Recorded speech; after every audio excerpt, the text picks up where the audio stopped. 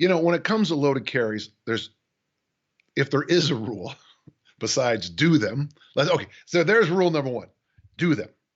But rule number two is a bit odd. Never do the same workout. Do your best to keep mixing and matching. We had a question from somebody that was really overdoing the volume. It's interesting because with that series of movements we do where you do a hinge or a squat followed by either a sprint or a sled pull, I only recommend doing 3 of them. So a set of 8 in the overhead squat, throw the bar and sprint away. I only recommend doing 3 of them. Now, if you still want to do more, that tells me one of 2 things. Either you didn't overhead squat heavy enough or you didn't sprint hard enough. So it's hard and hard. That's why you can only get 3.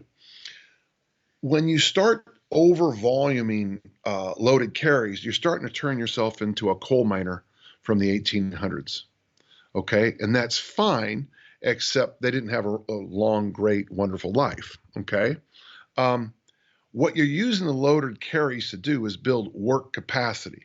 And I think this is the key to why it's so important to never do the same workout twice. If you do suitcase carries one day and you follow it with kind of a heavy backpack the next day, and then maybe a heavy bag carry the next day, and then add sleds to that, push a prowler the next day, you're constantly asking your body to adapt. The moment you feel that loaded carries are bearing you down, you're going too heavy, too much. You should always feel lighter and better after. One small thing I want to tell you. Now, Mike Boyle does this in his lectures now, but we had noticed the same thing. In fact, Coach Mon wrote about it in 1964, that when you're doing things like sleds and prowlers, keep the load much lighter than you think. In fact, I'm recommending to people now, experiment with prowlers at 95 to 135 pounds only and increase the quality of the movement. I see people doing sleds sometimes, and you see the sled starting to get all this sideways motion because the person isn't sprinting with the sled. They're kind of speed skating. And I get it. There'd be a value for that. But Coach Mon called that wallowing like a pig. And what you're going to find sometimes is if you overload the loaded carries, which is kind of an odd statement, I get.